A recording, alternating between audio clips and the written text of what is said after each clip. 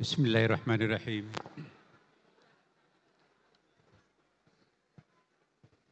Bismillahirrahmanirrahim. Assalamualaikum warahmatullahi wabarakatuh. Alhamdulillah. Alhamdulillah, thumma alhamdulillah, wa syukurillah, wa salatu wassalamu ala rasulillah. Sayyidina wa habibina wa syafi'ina wa maulana wa atba'ina wa qurrati ayunina Muhammadin sallallahu alaihi wasallam. Amma ba'd. Sahabat-sahabat sekalian yang terlalu banyak kalau saya sebutkan namanya satu persatu, tapi di sini tidak ada orang lain, semuanya kita punya hubungan chemistry yang sangat dalam.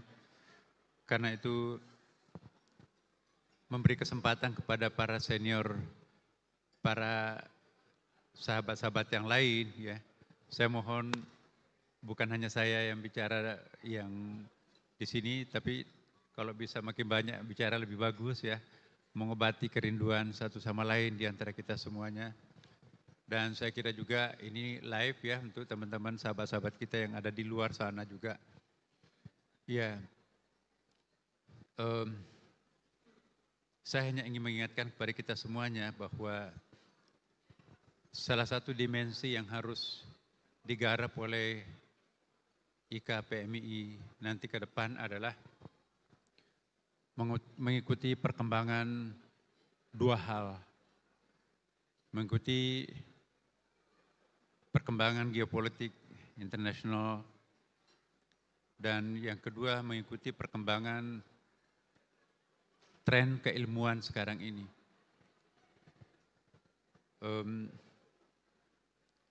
Salah satu hal yang perlu kita tingkatkan di lingkungan IKPMI ini adalah bagaimana kita juga bisa menjadi orang hebat di luar kandang kita sendiri.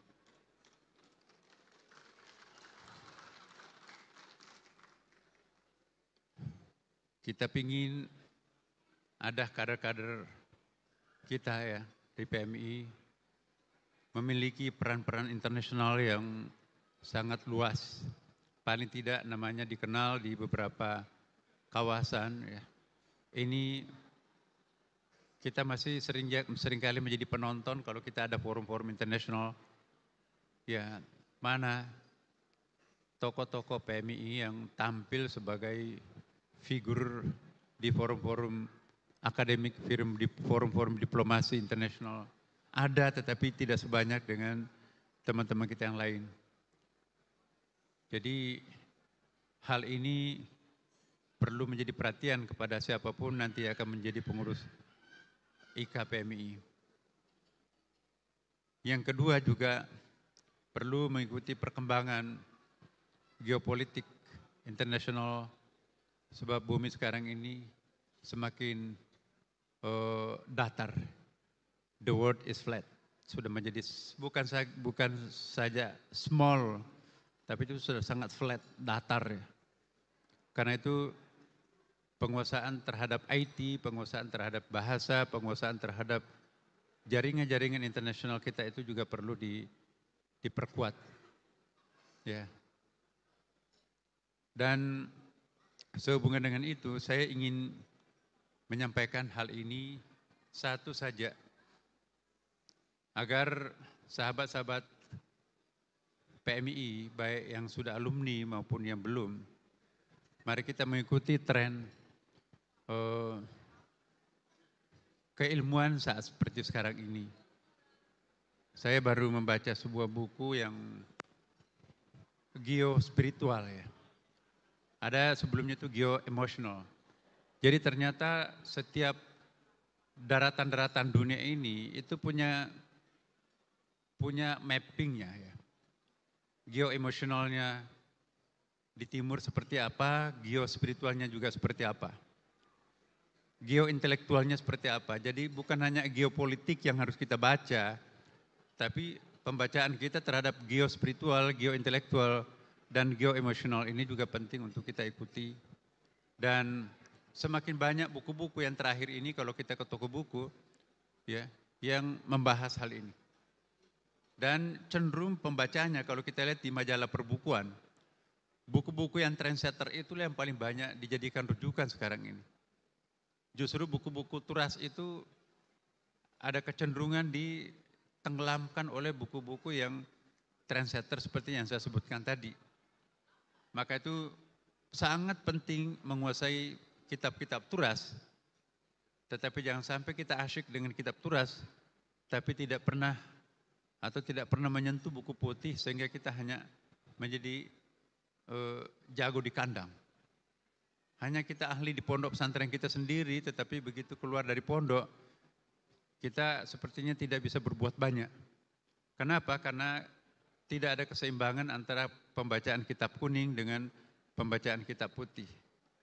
Saya ingin mengingatkan apa yang pernah disampaikan oleh Pak Yusuf Kalla dalam satu kesempatan, ya, ketika masih di Makassar beliau. Ya, ini PMI ini mau kemana ini?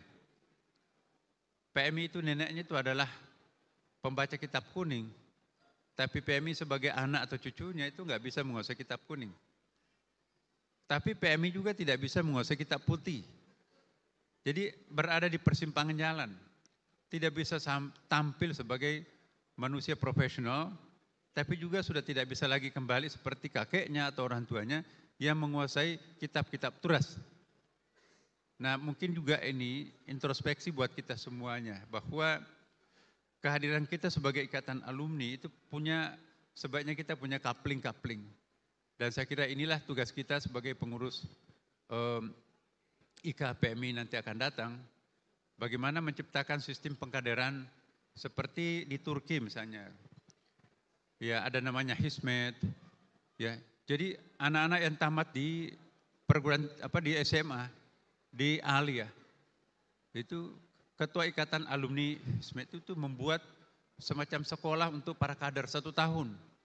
Digodok dengan bahasa Inggris, bahasa-bahasa Eropa seperti bahasa Perancis, dan di situ juga digodok dengan TPA. Tahun berikutnya diikutkan dalam tes-tes internasional melalui internet komputer, itu mereka itu dominan, mereka itu lulus. Mereka bisa mengakses Harvard, mereka bisa mengakses Oxford dan seterusnya, perguruan tinggi yang terkenal di dunia.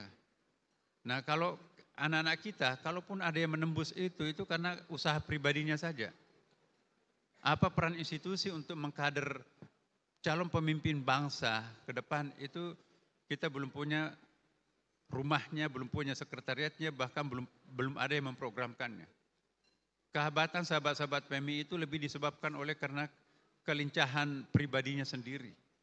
Sahabat Nusrah misalnya menjadi hebat, ya itu lebih karena keaktifannya secara individu melakukan sesuatu. Ya, kemudian teman-teman kita yang lain, ya, Adinda Yuri misalnya, kita tahu persis bagaimana reputasi beliau. Tapi seni dalam menjalani kehidupan ini, dan itu juga salah satu kelincahan kehebatan PMI, walaupun tanpa dibesarkan oleh institusi, tapi punya kecerdasan sendiri untuk mengupgrade dirinya sendiri. Kita bisa bayangkan kalau nanti ke depan, salah satu program IKPMI itu adalah menciptakan suatu rumah pengkaderan untuk seperti tadi di calon-calon pengkaderan pemimpin bangsa. Ya, alhamdulillah Pak Prabowo sekarang ini membentuk semua lembaga pendidikan namanya Pendidikan Garuda. Saya mohon kepada kita semuanya alumni PMI ini mengikuti perkembangan yang disampaikan oleh Bapak Presiden ini. Ada 2 sistem pendidikan, ada pendidikan rakyat, ya, yang sekarang ini diserahkan kepada Gus Ipul, ya. Ini satu hal yang sangat menarik ini. Kenapa itu bukan diserahkan ke Mendikdasmen, tapi diserahkan kepada Menteri Sosial. Dan jadi saya kira Gus Ipul sekarang ini punya peranan khusus untuk itu, ya. Nah, mari kita backup. Dan ada pendidikan Garuda. Kami barusan tadi sore juga rapat dengan teman-teman yang ada di sana. Bagaimana menciptakan sebuah sekolah yang bisa menciptakan kader-kader pemimpin bangsa di masa depan. Itu akan disekolahkan di beberapa tempat-tempat nanti. Dan sekarang sudah lokasinya sudah ditentukan. Jadi saya mohon kepada kita semuanya para pengurus PMI mengikuti perkembangan ini. Karena itu semuanya akan dibiayai oleh negara. Bagaimana mengakses lembaga-lembaga pengkaderan bangsa ini sedini mungkin. Karena kalau kita jadi penonton, nanti kita pun juga akan menjadi penonton terhadap bangsa sendiri ini. Sahabat-sahabat sekalian, kembali lagi juga saya ingin mengingatkan bahwa salah satu kelemahan kita juga menurut para ulama kita. Beberapa waktu yang lalu, tadi siang juga kami melantik ya perhimpunan pondok pesantren. Banyak sekali kiai-kiai kita yang suhu yang pakai tongkat yang datang di Masjid Istiqlal. Salah satu keluhan mereka itu adalah kita tidak punya ahli waris untuk mengkaji kitab turas. Banyak orang ahli bahasa Arab tetapi mengerti baca kitabnya itu kurang. Jadi tidak semua orang bisa bahasa Arab itu bisa baca kitab turas. Karena itu kan ada mantiknya tersendiri di situ. Ada logikanya. Nah karena itu jangan sampai kita menjadi alumni PMII tetapi tidak bisa berkomunikasi dengan kitab-kitab turas. Dan saya mohon kita semuanya nanti ada suatu divisi yang harus melestarikan kitab turas ini.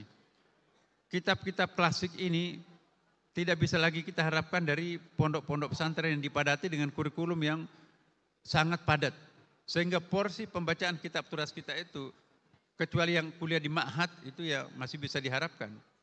Maka itu sebagai Menteri Agama, saya akan kembalikan kepada pembukaan kitab program pembacaan kitab kuning ini. Insya Allah nanti kita akan musabakahkan juga. Dan nanti juga sahabat-sahabat sekalian, di mana ada peluang seperti ini juga disampaikan kepada sahabat-sahabat kita. Contoh di Masjid Istiqlal, kita sudah membuka sampai 5 tahun ini, 4 tahun. Itu 6 bulan tinggal di Amerika, 6 bulan juga di Mesir. Kami sudah sampaikan ke PBNU, kepada pondok-pondok pesantren, tetapi yang rajin membuka internet itu yang menjadi pesertanya.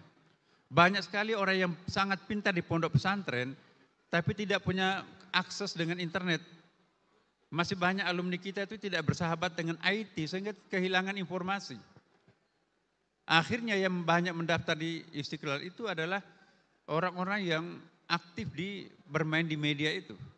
Jadi salah satu kelemahan kita ini mungkin juga perlu, jangan-jangan kita IKPM ini juga tidak terlalu mahir bermain di tingkat IT ini. Nah ini kelemahan kita, padahal akses informasi ada di situ. Ya. Alhamdulillah, sekarang ini kita sudah melahirkan alumni, pendidikan kader ulama Istiqlal. Jadi kerjasama PT IKI yang di sini ada ketua alumninya, ya. Kemudian juga yang terakhir saya ingin sampaikan mengenai program Kementerian Agama yang saya mohon dukungannya Bapak Ibu dan sahabat-sahabat sekalian. Sekarang ini kita di Kementerian Agama sedang mengembangkan suatu program yang kami sebutkan dengan ekoteologi. Ini suatu hal yang sangat mendasar yang kita akan kontribusikan dan alhamdulillah sekarang ini mendapatkan perhatian internasional juga ya. Sahabat-sahabat sekalian, dalam kesempatan kami juga mendampingi Bapak Presiden ke Timur Tengah kemarin ya. Kami juga diajak. Salah satu menjadi diskusi kita dengan para pejabat dan para pemuka-pemuka bangsa di situ adalah betapa perlunya memperhatikan masalah lingkungan hidup ini. Di Amerika Serikat teman-teman, pada bulan Februari yang lalu kami diundang khusus juga sampai 2 bulan ya.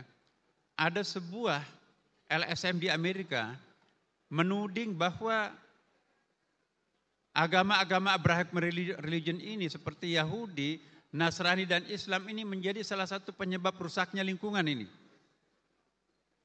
Kenapa? Karena ada ayatnya dalam Al-Quran itu misalnya sering dikutip itu, ya.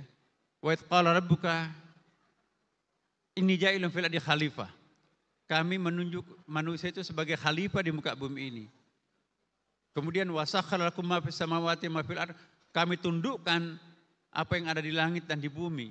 Jadi ayat ini di blow up oleh LSM Amerika itu sama juga di dalam kitab Mazmur di dalam Perjanjian Lama.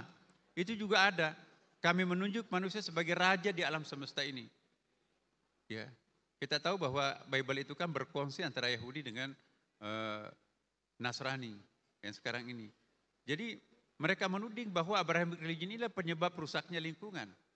Nah langsung kita melakukan pertemuan, saya nggak tahu saya diminta untuk mewakili dunia Islam ya.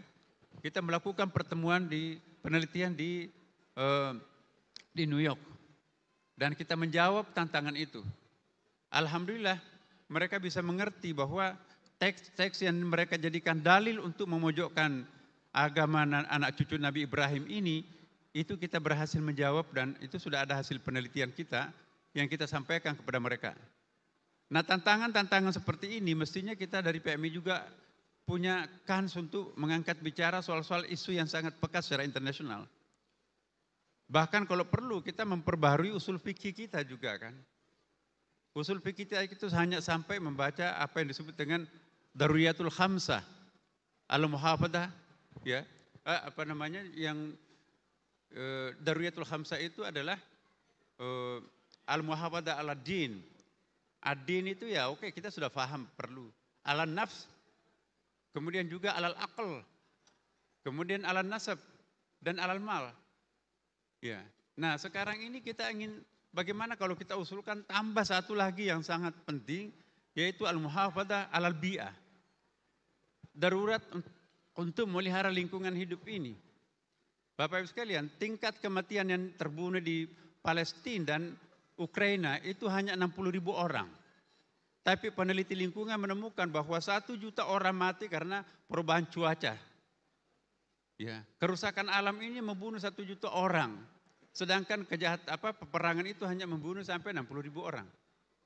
Jadi kalau kita konsen terhadap lingkungan ini, mestinya kita juga harus wacana, PMI menggagas sebuah wacana besar, bagaimana menemukan suatu konsep solusi yang munculnya di Indonesia. Ya. Kemarin malam juga kami berjumpa dengan para sesepuh intelektual di Mekah yang datang dari beberapa tempat juga, dari beberapa negara. Indonesia lah katanya yang harus menjadi jarum. Jadi Bapak Ibu sekalian, tidak ada lagi tempat untuk mencari ilmu pengetahuan yang sangat concern di Timur Tengah sekarang ini. Semua negara-negara Israel itu tidak lagi merupakan suatu tempat yang nyaman untuk belajar. Apalagi di Mesir sekarang ini. Ini banyak alumni Mesir di sini ini. Sekarang tidak seperti lagi dulu. Dulu Mesir itu bukan main, kita belajar sangat-sangat aktif. Ada halakah-halakah di masjid. Tapi sepanjang peperangan ini berkecamuk, 5 juta pengungsi yang memadati kota Mesir, Bapak Ibu sekalian. Akhirnya Al-Azhar itu pun juga terbebani. Mesir sekarang ini menjadi salah satu negara yang terancam gagal. Inflasinya itu sampai hampir 7%. Dengan pertumbuhan ekonomi di bawah 0. Bayangkan bagaimana bisa menyumbangkan sebuah perkembangan peradaban Islam dunia modern dalam kondisi ekonomi yang morat-marit seperti itu.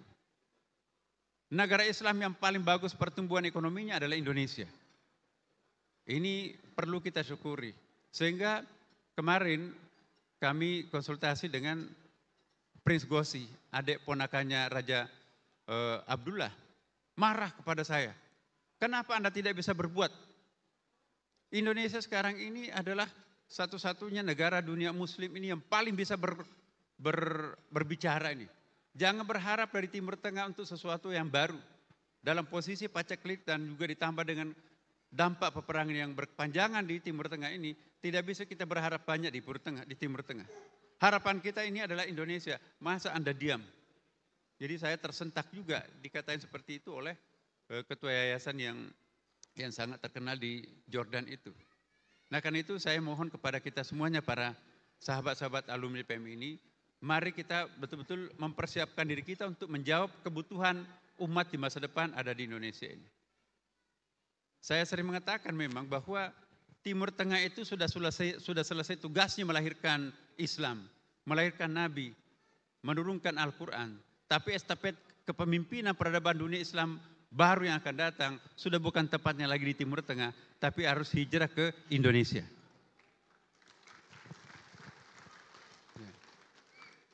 Bahkan kemarin salah seorang ilmuwan dari Mesir juga mengatakan bahwa buku-buku yang berbahasa Indonesia itu sudah seharusnya diterjemahkan ke dalam bahasa Arab. Bukan waktunya lagi Indonesia belajar Islam di Timur Tengah, tapi dunia Timur Tengah yang harus belajar Islam modern di Indonesia. Nah ini message yang disampaikan oleh kawan-kawan kita dari Timur Tengah. Begitu besar perhatian mereka terhadap Indonesia, maka ke depan saya kira yang bisa menjawab tantangan ini, salah satu diantaranya adalah kita semuanya para alumni PMII. Tetapi apa kita siap untuk menjawab tantangan itu? Selama kita tidak punya konsentrasi perhatian untuk ini, maka kita susah untuk menjawab harapan-harapan teman-teman kita di Timur Tengah itu. Nah, untuk ke depan ini, siapapun nanti akan memimpin IKPMI, saya kira sudah waktunya kita untuk membuat satu institusi khusus untuk menciptakan kader-kader dunia yang bisa melayani kebutuhan-kebutuhan umat. Sudah waktunya kita tidak hanya berpikir lokal, tetapi sudah harus berpikir untuk kebutuhan internasional yang mereka itu berharap hanya adanya di Indonesia. Maka itu Qatar melalui Bapak Presiden Pak Prabowo kemarin minta supaya buka cabang Al-Azhar di Indonesia. Kita pindahkan ke Indonesia karena di sana itu sudah tidak kondusif lagi. Sama juga dengan Jordan. Jordania itu Bapak Presiden menyetujui, saya setuju kalau membuka cabang Universitas Jordan di Indonesia. Karena grade pendidikan di Jordan itu lebih tinggi daripada Al-Azhar. Level 100 dunia, sedangkan di Al-Azhar itu level 500 dunia. Itu grade-nya tuh. Karena itu diperlukan ada suatu tempat yang sangat genuine, sangat tempat aman ya untuk belajar mengkader umat. Nah, inilah kemarin kita meletakkan batu pertama pesantren internasional yang berlokasi di Depok. Di sana ada 140 hektar. Ya. Ada UI3 di situ, di sampingnya nanti kita membangun pondok pesantren internasional. Kami mohon kepada sahabat-sahabat semuanya, mari kita mengisi dan memperkuat forum yang akan dibiayai oleh pemerintah ini.